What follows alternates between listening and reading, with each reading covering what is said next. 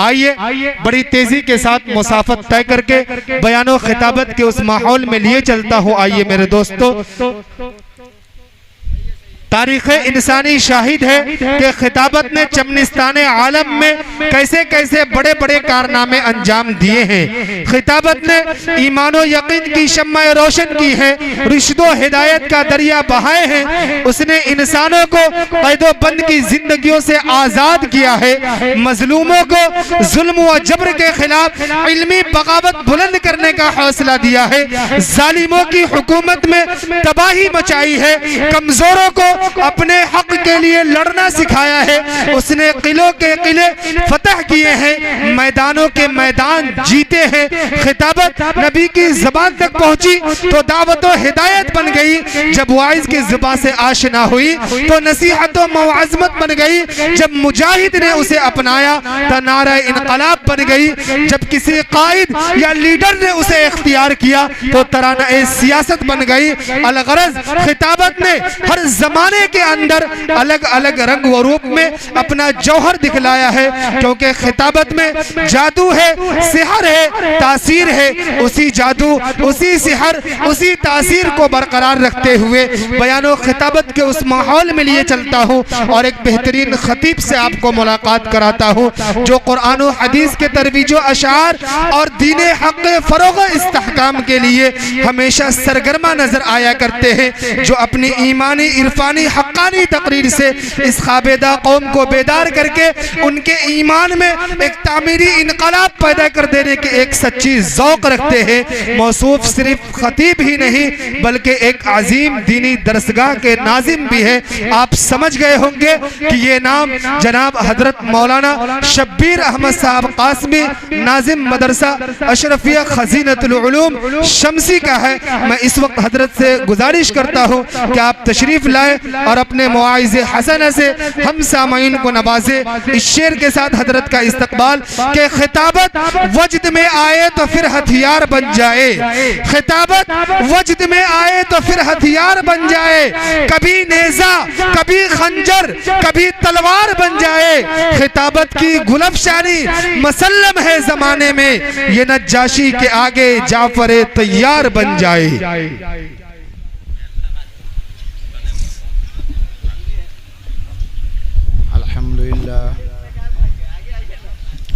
अल्हम्दुलिल्लाह नहमदुहु व नस्तईनुहु व नस्तगफिरुहु व नु'मिनु बिही व नतवक्कलु अलैहि व नऊज़ु बिल्लाहि मिन शुरूरि अनफुसिना व मिन सय्यिआति आमालिना।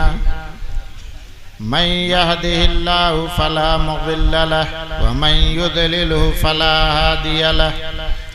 वनशहदु अल्ला इलाहा इल्लल्लाहु वहदहु ला शरीका लहु वनशहदु अन्न सय्यदना मौलाना मुहम्मदन अब्दुहु व रसूलुहु। अम्मा बाद, अऊज़ु बिल्लाहि मिनश शैतानिर रजीम। बिस्मिल्लाहिर रहमानिर रहीम। अर्रिजालु क़व्वामून अलन निसा।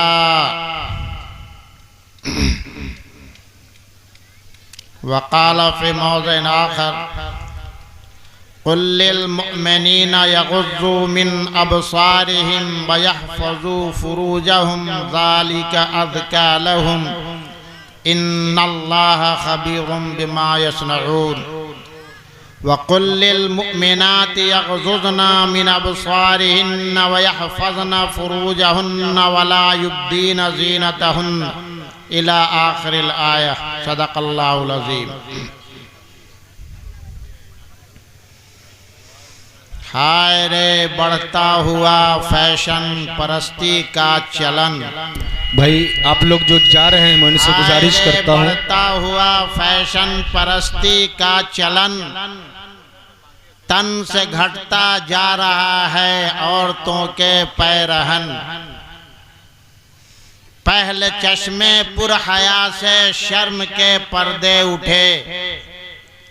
पहले चश्मे पुरहया से शर्म के पर्दे उठे। धीरे धीरे हो गए उरियां हसीनों के बदन। और अकबर इलाहाबादी ने कहा था, बेपर्दा नजर आई कल जो चंद बीवियां, अकबर जमी में गैरते कौमी से गड़ गया। पूछा जो उनसे आपका पर्दा वो क्या हुआ, कहने लगी कि अक्ल पे मर्दों के पड़ गया।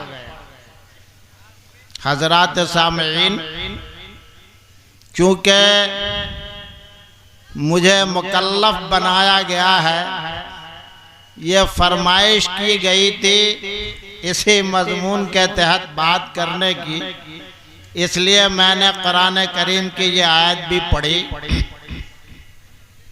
आज इस्लाह मुआशरा का जलसा है, तो अब इस्लाह मुआशरा का मतलब क्या है? माशरे के अंदर जो फसादात हैं उसे रोका जाए। अब एक आदमी बीमार होता है, एक डॉक्टर के पास गया तो वो बीमारी का इलाज करता है, और एक डॉक्टर वो है जो सबबे बीमारी का इलाज करता है। तो हम किससे इलाज कराएंगे? जो सबब का इलाज करता है, जो सबब को दूर कर दे। बीमारी का इलाज कर दिया दवा के जरिए, फौरन बीमारी दब गई, चंद दिनों के बाद फिर वो बढ़ जाएगा। आज पूरी दुनिया बीमारी के लिए तो कवानीन बना रहे हैं। आज जगह जगह, खास हिंदुस्तान हो, पाकिस्तान हो, नेपाल, दुनिया का कोई भी मुल्क हो, हर जगह ये रोना रोया जा रहा है कि औरतों के ऊपर जुल्म हो रहा, औरतों के ऊपर जुल्म हो रहा। फला जगह औरत का बलात्कार हुआ, फला जगह लड़की के साथ ये हुआ, छेड़छाड़ हुआ, फला हुआ। ये सारी बातें हो रही हैं और उसके लिए कवानीन बन रहे हैं। नेता लोग संसद में जाकर हंगामा करते हैं, कानून बनाया जाए, तो बलात्कारी को फांसी दिया जाए, तो फला किया जाए, फला किया जाए। लेकिन दूसरी तरफ उसका सबब क्या है, उसकी तरफ नजर नहीं जाती। तो मैं तो इस जगह ये शेर पढ़ता हूं जो मुतनब्बी ने पढ़ा था काफूर रशीदी के लिए कि फलम्मन तहैना इला अक्लिही रायतुन वहा कुल्लहा फिल खसा।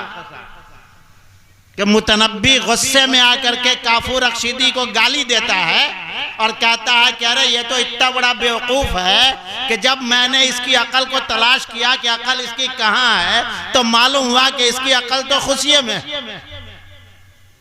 और काफूर रशीदी गुलाम था, और उस जमाने में गुलाम का बधिया होता था, बधिया जैसे आज खस्सी का बधिया होता है ना। क्योंकि गुलाम घरों में काम करते थे तो कहीं गड़बड़ न कर दे, इसलिए उनका बधिया कर दिया जाता था। तो काफूर रशीदी का बधिया हो चुका था, इसलिए अब वो गड़बड़ नहीं कर सकता था। तो अकल खुशिये में वो बधिया हो गया, मालूम हुआ कि अकल उड़ गई, अकल है ही नहीं। तो आज हमारी हुकूमत के पास अकल नहीं है। आज हमारे जितने नेता हैं सब बेवकूफ, सब बेअकल हैं, अकल नहीं है उनके अंदर। इसलिए कि अगर अकल होती तो सबबे बीमारी को देखते। जो चीज जाय होने वाली होती है उसको छुपा के रखा जाता है, उसको पर्दे के अंदर रखा जाता है। पर्दा उसके लिए चाहिए। अभी नोट की बारिश हुई है, देखिए जाकर के अकील गौहर साहब कहाँ रखे, अंदर वाले जेब में जी, छुपा करके अंदर वाले जेब में सीने के पास छुपा करके रखते हैं, इसलिए कि वो जाहिर हो तो कोई उचक लेगा, कोई लूट लेगा। औरतें भी उसी में से एक चीज है, उन्हें भी उचक लिया जाएगा, उन्हें भी लूट लिया जाएगा। तो क्या उसको भी छुपाया न जाए, उसको छुपा के ना रखा जाए? वो छुपाने की चीज थी। आज हमारे नेताओं ने, आज हमारे रहनुमाओं ने आज हमारे नेताओं ने यह कह दिया औरत को बराबर का हक दो। अरे बराबर का हक क्या दे रहे हो, उस पर तो जुल्म कर रहे हो। बराबर का हक दो, बराबर का हक कहां दे रहे हो, उस पर तो जुल्म कर रहे हो। काम करने के लिए औरत तुम्हारे साथ ऑफिस में जाएगी, घर आकर के खाना तो वही बनाएगी।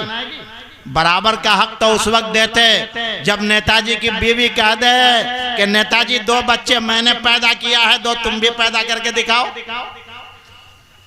बराबरी का हक दे रहे हो औरतों को, तो 2 बच्चे हमारी बीवी ने पैदा किया तो 2 बच्चे मौलाना साहब भी पैदा करके दिखावें, तब तो बराबरी का हक है। अरे हक का ये मतलब हो या नहीं होता है, मुसावात का ये मतलब नहीं होता। हुकूक के अंदर मुसावात, कार के अंदर मुसावात नहीं है।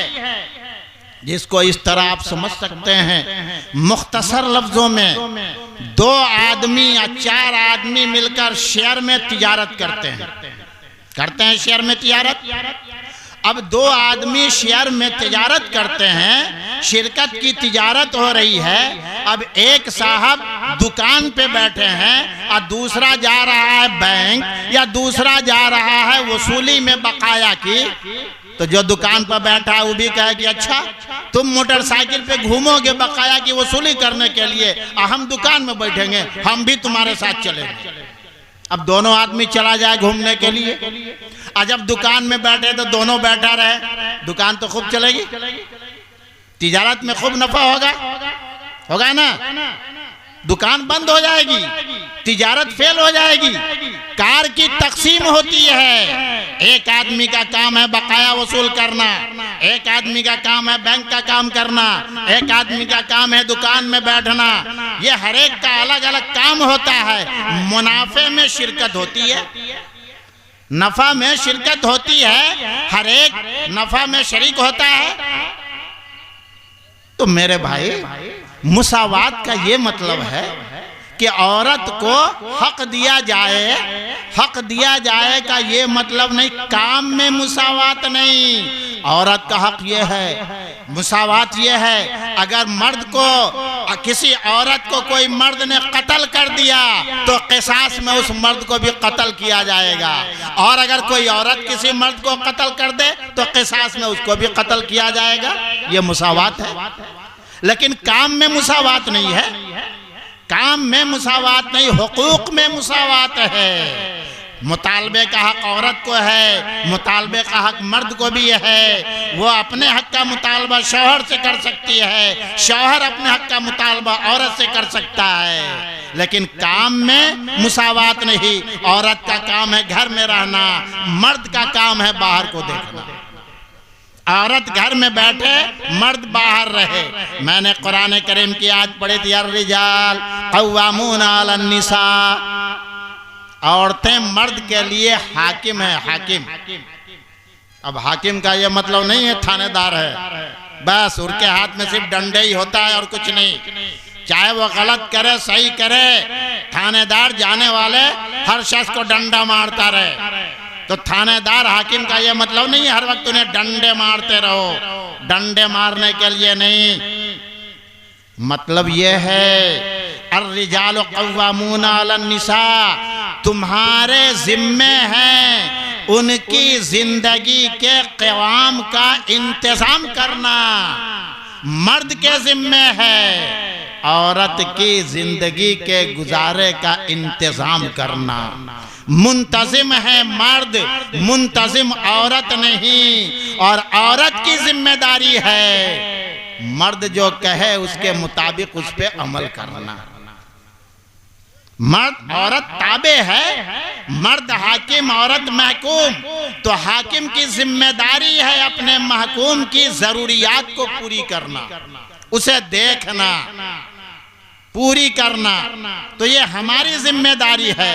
और औरत की जिम्मेदारी है घर की जिम्मेदारी को पूरी करना, शौहर के अहकाम को पूरा करना, शौहर की ताबेदारी करना। तो अर्रिजालु क़व्वामूना अलन निसा, मर्द औरत का हाकिम है। लेकिन आज क्या होता है? आज क्या है? एक जगह एक साहब ने बताया, अब बात सच्ची हो कि गलत हो हमने सुना है, देखा नहीं था। कि एक साहब अपनी कार में बिठा करके अपनी बीवी को ले गए कहाँ, मार्केट करने के लिए। एक कपड़े की दुकान पे पहुंचे तो साहब गाड़ी से उतर करके, कार बाहर खड़ी थी, तब उसकी निगरानी में साहब खड़े हैं। अब बीवी अपना पर्स टांगे हुए दुकान में घुस गई। कुछ देर के बाद दुकानदार ने चाय मंगवाई, तो अब दुकानदार अपने नौकर को भेजा कि वो बाहर जो खड़े हैं उनको भी बुला लाओ। अब ये दुकानदार का नौकर वो आया बाहर, जो गाड़ी के पास खड़े हैं, तो वो वहीं से कहता है, ओ सर्वेंट साहब, आपको बुलाया जा रहा है चाय पीने के लिए। सर्वेंट, सर्वेंट माना नौकर, है ना। अब ये नौकर की तरह खड़े थे बाहर, तो अब ये क्या कहते हैं गुस्से में आकर के, अबे कमबख्त, मैं सर्वेंट नहीं हूं, मैं उसका हस्बैंड हूं। हाँ, मैं सर्वेंट नहीं हूं, मैं उसका हस्बैंड हूं। अरे सर्वेंट की तरह तो खड़े हो, नौकर बन करके खड़े हो, बीवी आगे आगे बाजार में घूम रही और तुम पीछे खड़े हो, शर्म नहीं आती?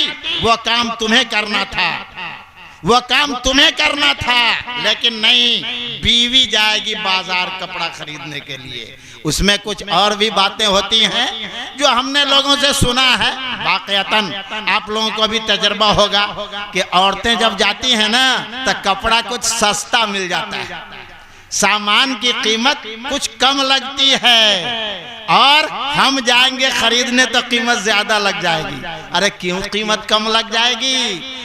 चूंकि बेचने वाले को भी उसकी शक्ल देखकर जरा मजा आ रहा है ना, इसीलिए तो मेरे भाई, उनका काम है घर में रहना, तुम उनको लेकर के बाजार में घूम रहे हो। अल्लाह तबारक व तआला ने फरमाया औरतों के लिए, कुल्लिल मोमिनात यग़ज़ुज़ना मिन अबसारिहिन्ना व यहफ़ज़ना फ़ुरूजहुन्ना वला युबदीना ज़ीनतहुन्ना। मोमिना औरतों को कहिए कि वो अपने घर से निकलें तो नजरें छुपा कर निकलें। औरतें तीन तरह की हुआ करती हैं, आज तो दो ही हैं। तीन तरह की होती थी उस जमाने में, फिर कभी मौका होता ऐसा हो। एक आजाद औरत, आजाद औरत और कारोबार से भी आजाद, बेटा है, शौहर है, बाहर का काम करने के लिए, बाहर की जरूरियात पूरी करने के लिए अफराद उसके पास मौजूद हैं, उसको जाने की कोई जरूरत नहीं है। ऐसी औरतों के लिए अल्लाह का हुक्म है, वक़रना फी बुयूतिकुन्ना वला तबर्रजन तबर्रुजल जाहिलियतिल ऊला। अल्लाह फरमाते हैं, या निसान नबी लस्तुन्ना कहदिम मिनन निसा इन इत्तक़ैतुन्ना फला तख़ज़ान बिल क़ौल फ़यतमल लज़ी फ़ी क़ल्बिही मरदु वक़ुल्ना क़ौलन मारूफ़ा। ये तो आयत खास है औरतों, नबी की बीवियों के लिए, लेकिन हुक्म आम है तमाम मुस्लिमीन औरतों के लिए, तमाम मुसलमान औरतों के लिए। क्या है मोमिना औरतें, ऐ मोमिना औरतें, तुम जमाने जाहिलियत के औरतों की तरह नहीं हो। तुम्हारे पास अगर कोई अजनबी आदमी आ जाए, कोई सवाल करने के लिए दरवाजे पे पहुंच गया, अरे मौलाना शब्बीर साहब घर हैं, तो अल्लाह फरमाते हैं, फला तख़ज़ान बिल क़ौल, जरा कड़क के कहो, अरे मौली साहब कहाँ गए, मैं क्या जानूं, मैं नहीं जानती हूँ, कड़क के जवाब दो। औरत को कहा गया है कि कोई अजनबी आदमी आकर के दरवाजे पर कुछ पूछ रहा है जिसको तुम नहीं जानती हो, जो तुम्हारा महरम नहीं है, तो फला तख़ज़ान बिल क़ौल, नरमी के साथ जवाब मत दो, कड़क जवाब दो, ताकि दोबारा फिर तेरे दरवाजे पर वो आए ही नहीं, दोबारा फिर तेरे दरवाजे पे वो आ नहीं सके। फला तख़ज़ान बिल क़ौल, अगर तुम नर्म आवाज से कहोगी, कौन साहब हैं, कहाँ से तशरीफ लाए हैं, क्या बात है, आइए आइए चाय पी लीजिए, तो अल्लाह कहते फ़यतमल लज़ी फ़ी क़ल्बिही, कि उनके दिल में मर्द होगा, उनको लालच पैदा हो जाएगी, वो दौड़ दौड़ के तुम्हारे घर आया करेंगे और जैसे जैसे घर आना जाना उनका चालू होगा, आहिस्ता आहिस्ता ताल्लुकात बढ़ते जाएंगे। अब मौलाना साहब शमसी में हैं, अब मौलाना साहब की बीवी बंबई घूम रही है, चली गई किसी को उसी को लेकर। हैं? होता है कि नहीं होता है? यही तो होता है, आज ये हो रहा है। तो औरतों को कहा गया फला तखजान बिलकौल, नर्म बात मत करो, कड़क जवाब दो, सख्त जवाब दो, ताकि दोबारा फिर वो तेरे दरवाजे पे ना आए। और उसके बाद वक़रना फी बुयूतिकुन्ना, और तुम अपने घर के अंदर ही रहो, घर के बाहर मत निकलो। ये पहली किस्म की औरत है जो आज़ाद है, ज़रूरियात ज़िंदगी से आज़ाद, बाहरी कारोबार से आज़ाद। दूसरी वो औरतें हैं जो गुरबा व मसाकीन की औरतें हैं, तो आज़ाद ग़ुलाम नहीं हैं, लेकिन गुरबा व मसाकीन की औरतें हैं जिनको बाहर जाने की ज़रूरत है, वो जाएंगी।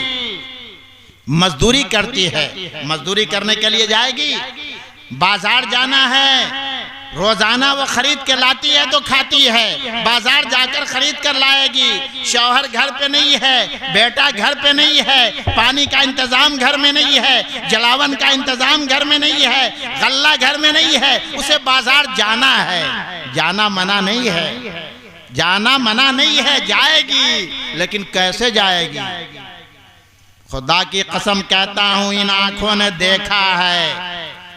अब क्या हाल है, 10 साल पहले, इधर तो कुछ दिनों से उधर जाना नहीं हो रहा, पालमपुर इलाके में मैं गया था, मैंने अपनी आंखों से देखा। मेरी माँ बहनों, तुम भी गौर से सुन लेना, औरतें सर पे गोबर का टोकरा लिए हुए खेत में जा रही है और पूरे बदन पे निकाब लगा हुआ है, सिर्फ आंख पे जाली लगी हुई है।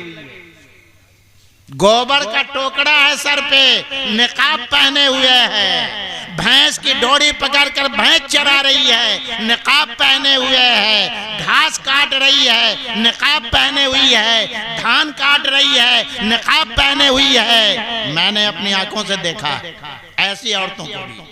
तो जो काम करने के लिए बाहर निकलेगी तो क्या या अय्युहन नबी कुल अज़वाजिका व बनातिका व निसाइल मुमिनीन युदनीना अलैहिन्ना मिन जलाबिबिहिन।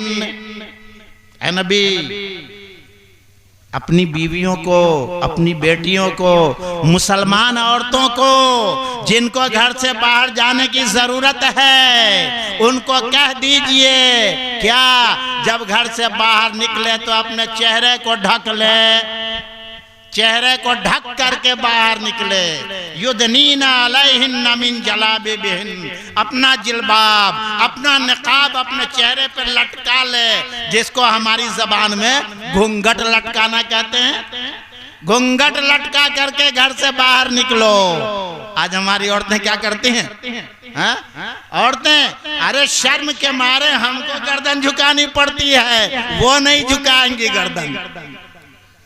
आज से 20 साल पहले का एक वाकया है। हमारे एक चचा थे मोहम्मद इलियास, मरहूम, इंतकाल कर गए, गांव के चचा थे।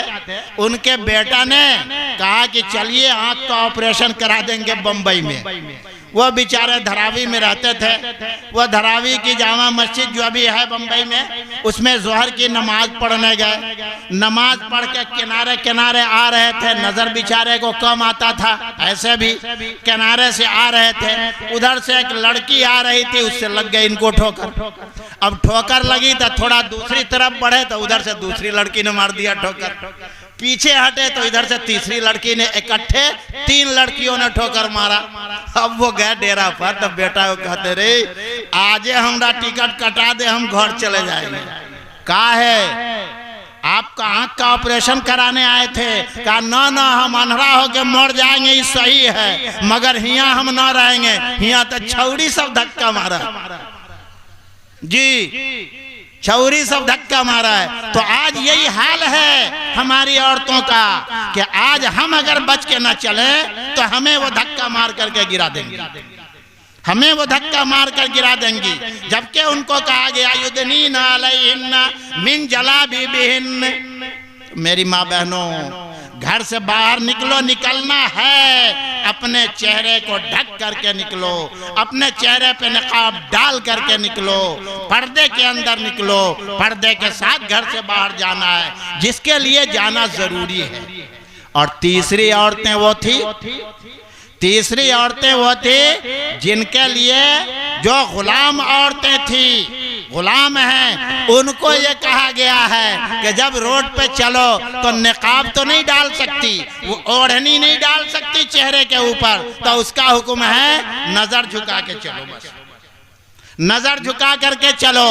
निकाब डालना उनके लिए हुक्म नहीं है, वो ओढ़नी नहीं डाल सकती। बल्कि आता है हजरत उमर रजी अल्लाह ताला अन्हु का जमाना है, एक औरत जो गुलाम थी वो चेहरे बदन के ऊपर ओढ़नी डालकर कहीं जा रही थी। हजरत उमर रजी अल्लाह ताला अन्हु ने फरमाया, या दिफार अलकिल खिमार अततशब्बहीन बिल हराइर। ओ बदमाश, ओ शैतान, ओढ़नी उतार सर से।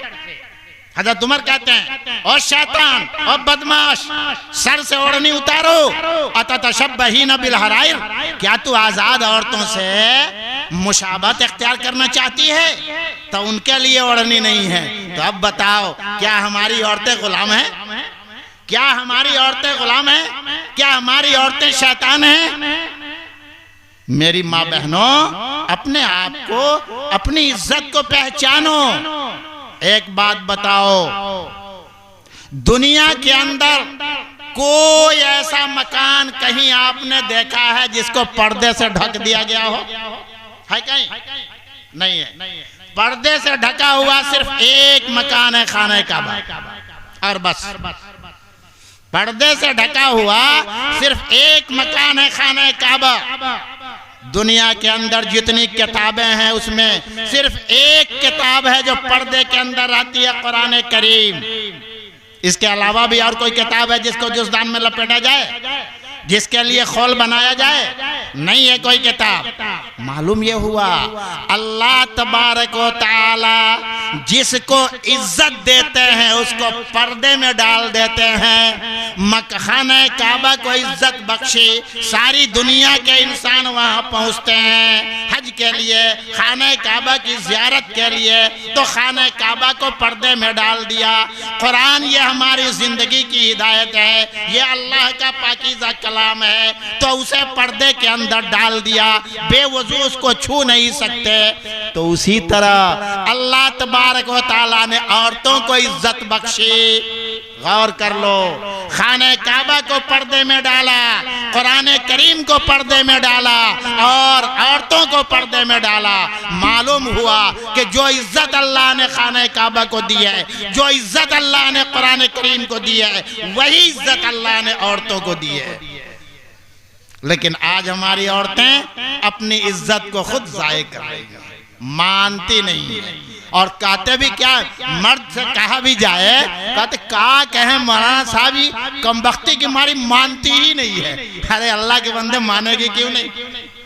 मैं तो बहुत ये इस्तेमाल करता हूँ कि आप जो ये कहते हो कि मानती नहीं है औरत, जरा गौर तो करो। अगर तुम्हारी बीवी ये कह दे कि मौलाना साहब वो हमारा पड़ोसी है ना फलाना, बड़ा खूबसूरत है, बड़ा नौजवान है, हट्टा कट्टा है, बहुत पसंद आ गया है हमको, आज हम उसी के यहाँ रहेंगे।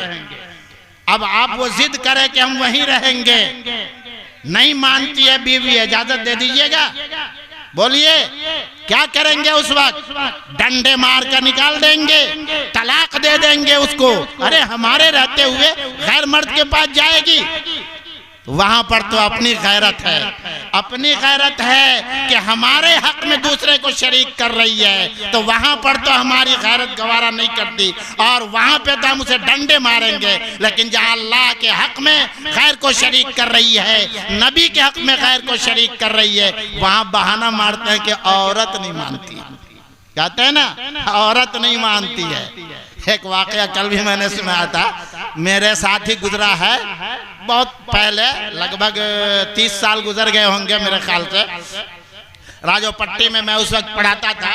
मैं साइकिल से जा रहा था तो एक साहब आए, आकर के मेरे साइकिल का कैरियर पकड़ लिया।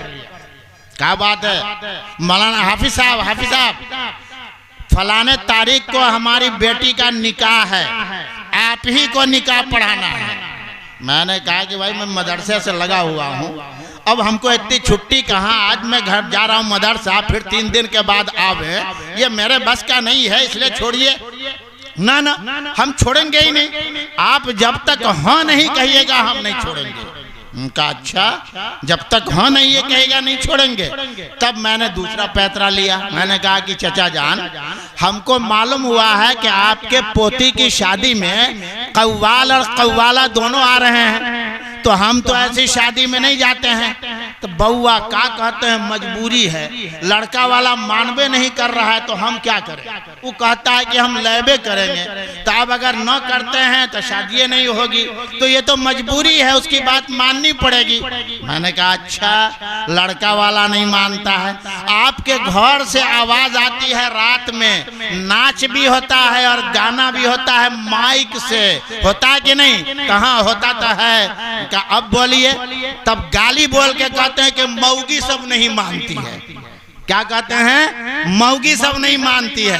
मैंने कहा कि वाह रे मुसलमान, मौगी सब, आपकी बीवी वो मौगी है, आपकी बेटी मौगी है, आपकी पुतो मौगी है, वो तो नहीं मानती है। अब मौलवी साहब ये मौगा है, ये तो आपका नौकर है, ये तो आपकी बात मानिए लगा है?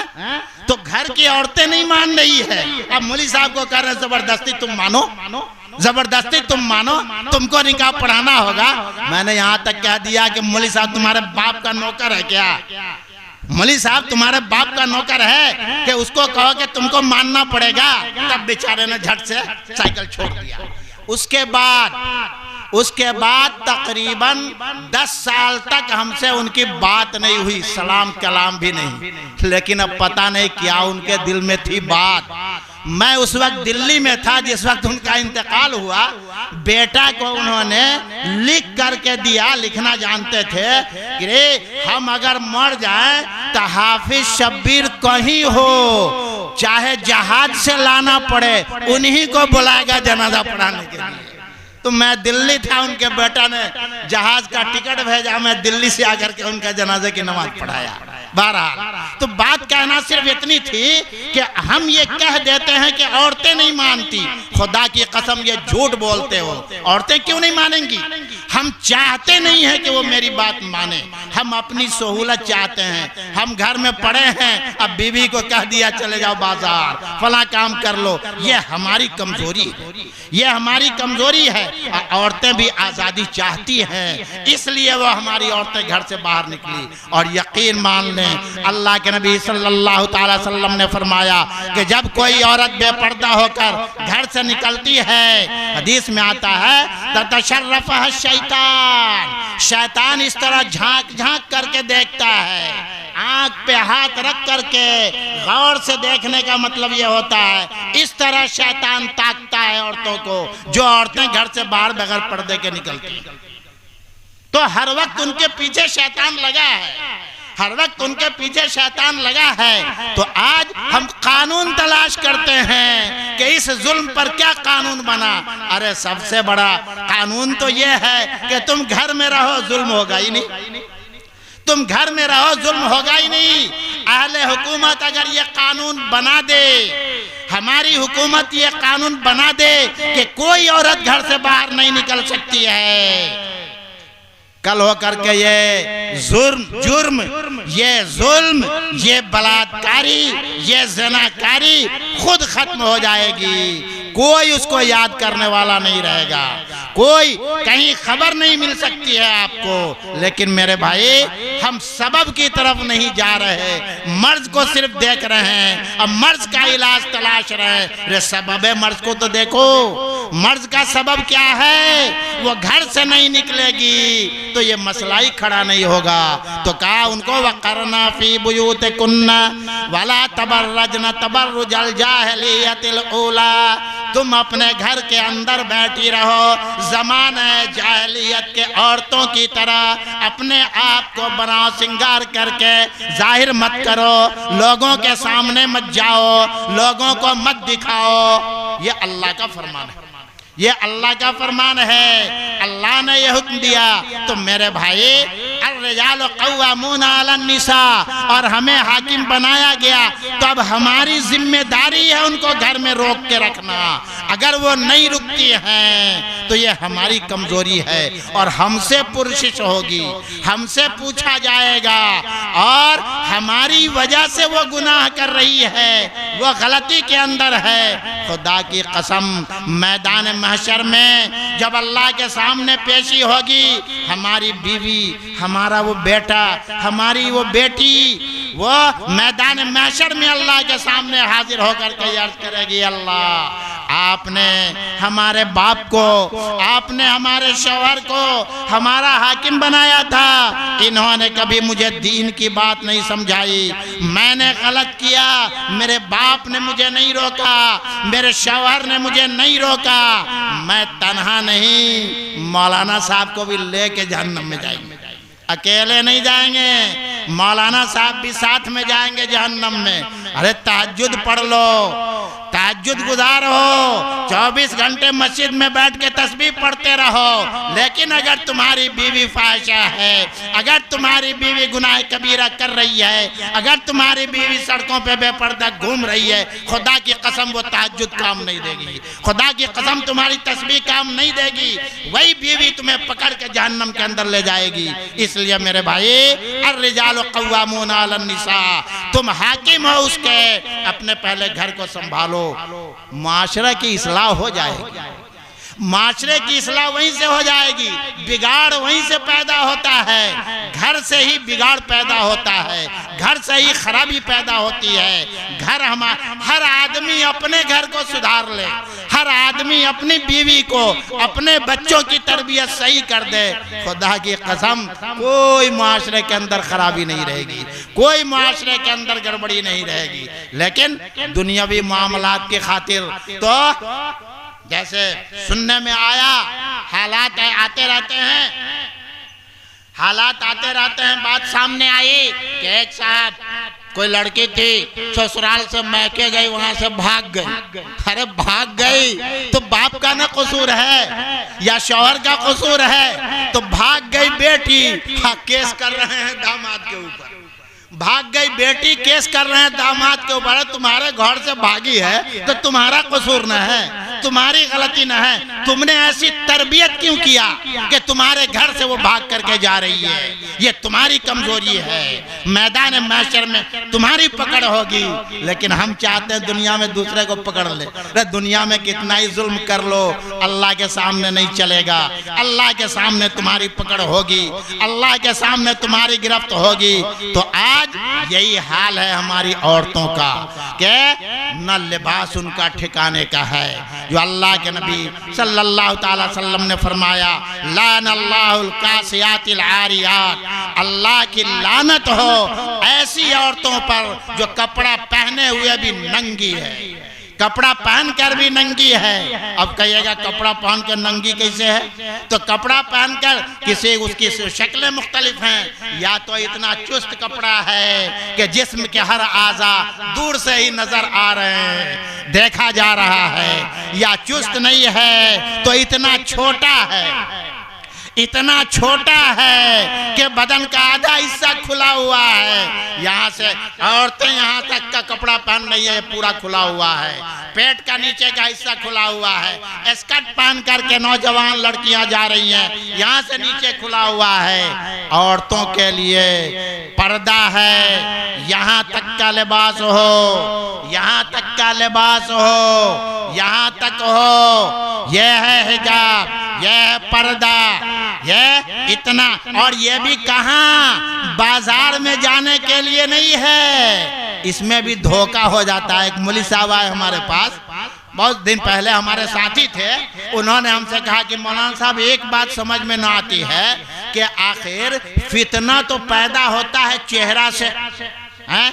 लेकिन हिजाब के अंदर चेहरा दाखिल नहीं, चेहरा खोलने की इजाजत है। मैंने कहा कि मौलवी साहब बात आपको समझ में नहीं आई, बात आपको समझ में नहीं आई। चेहरा सत्र के अंदर दाखिल नहीं है, हिजाब अलग है और सत्र अलग है, इसको समझ लें। सत्र में ये दाखिल नहीं है, मतलब ये है कि नमाज के अंदर चेहरा खुला रहे, नमाज के अंदर हाथ का यह हिस्सा खुला रहे, नमाज के अंदर पांव का यह हिस्सा खुला रहे, औरत की नमाज हो जाएगी। इससे ऊपर अगर खुला हुआ है नमाज नहीं होगी। अगर उसका बाल खुला हुआ है उसकी नमाज नहीं होगी। अगर उसके पेट का हिस्सा खुला हुआ है नमाज नहीं होगी। अगर उसका लिबास घुटने के ऊपर है, यहाँ तक है, उसकी नमाज नहीं होगी। यहाँ तक उसको लिबास पहनना है, यहाँ तक लिबास पहनना है। तो ये सत्र है। और हिजाब वो तो पूरा है, सर भी, चेहरा भी ढका हो, हाथ भी ढका हो, पांव भी ढका हो। जो लोग हज करने गए हैं, मैं तो नहीं जा सका, जो हज करने गए उनसे पूछ लीजिए, मक्कातुल मुकर्रमा में, मदीनातुल मुनव्वरा में औरतें हैं पुलिस, औरतें पुलिस हैं बहाली, वहां भी औरतें पुलिस हैं। लेकिन उनका लिबास क्या होता है? पूछिए तो मौलाना साहब से, किसी औरत का नाखून भी देखा है?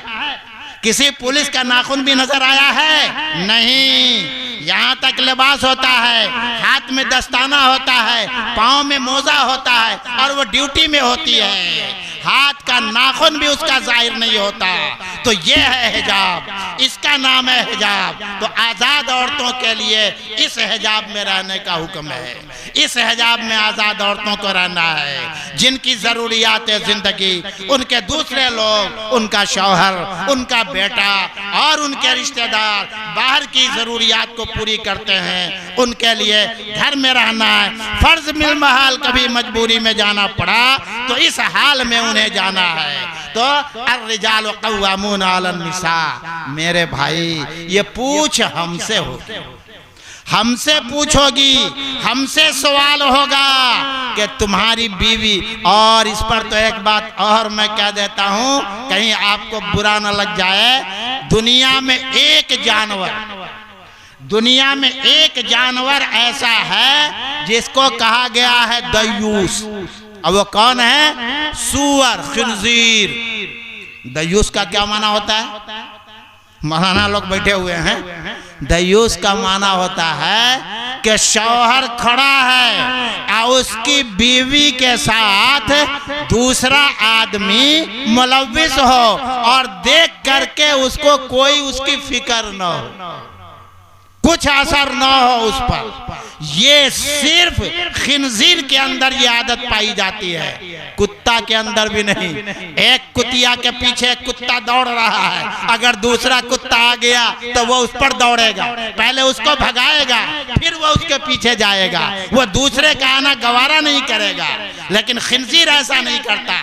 आज का मुसलमान, आज का मर्द अपने बैठा है और देख रहा है हमारी बीवी फलनवा से बतिया रही है, कह रहे किससे बात कर रही है? तो हमारे दोस्त हैं, हमारी सहेली है, पता नहीं चल रहा है किससे बतिया रही है। शौहर बैठा है और सामने आकर के बैठा है। और औरत तो इतनी मक्कार होती है, इतनी मक्कार होती है। एक वाकया लिखा है किताब के अंदर जो पढ़ा चंद दिनों पहले,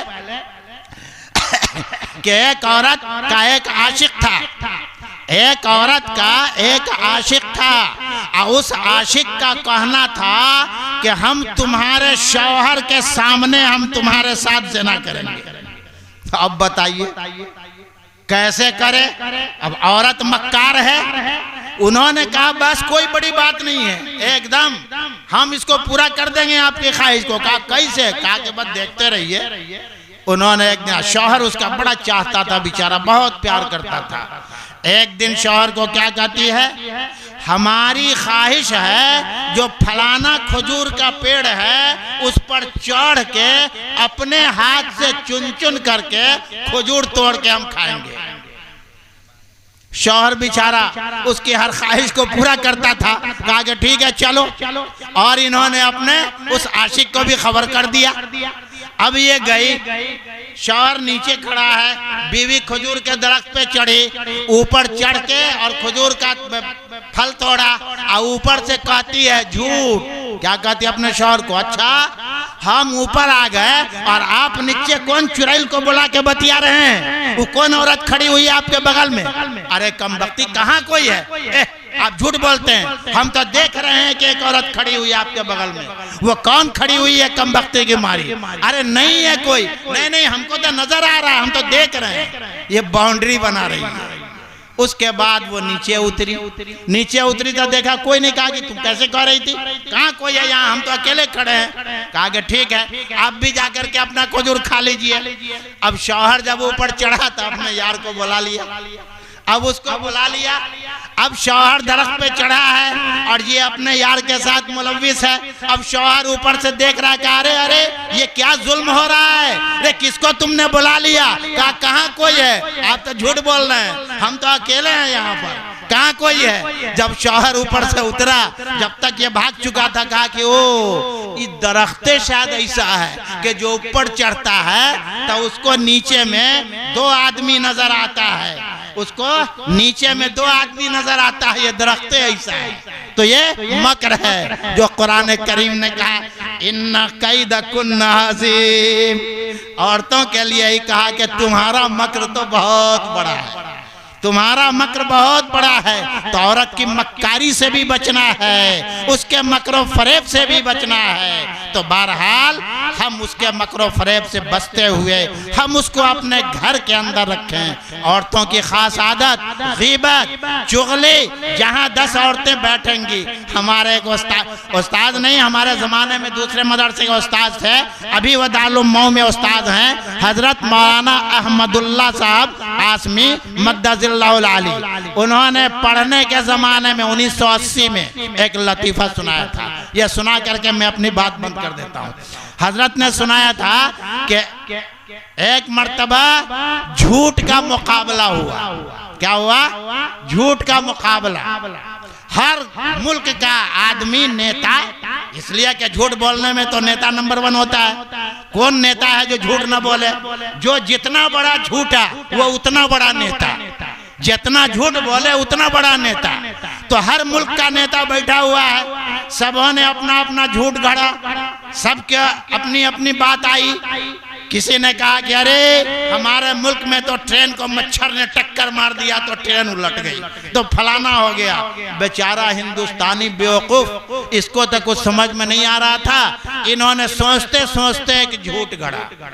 एक झूठ गढ़ा। क्या झूठ गढ़ा? ये कि हम चले बम्बई से दिल्ली के लिए, तो जिस ट्रेन में बैठे थे उसी डब्बे में हमारे सामने 4 औरत बैठी हुई थी, और मैं कसम खाकर कहता हूं कि चारों औरतें बम्बई से दिल्ली तक चुपचाप चली आई। चारों औरत बम्बई से दिल्ली तक चुपचाप चली आई। तो अव्वल इनाम, 1 नंबर का इनाम हिंदुस्तानी को मिला कि इससे बड़ा झूठा कोई नहीं होगा कि 4 औरत एक साथ बैठे अब बात ना करे। देखना है तो जरा बगल में जाके देखना लीजिए, सब लोग इधर सुन रहे हैं तो एक आदमी बोल रहा, सब सुन रहे हैं, वहाँ सब की तकरीर चल रही है, सब अलग अलग अपनी अपनी तकरीर कर रही है। तो मेरे भाई उनकी तकरीर को बंद भी कराना,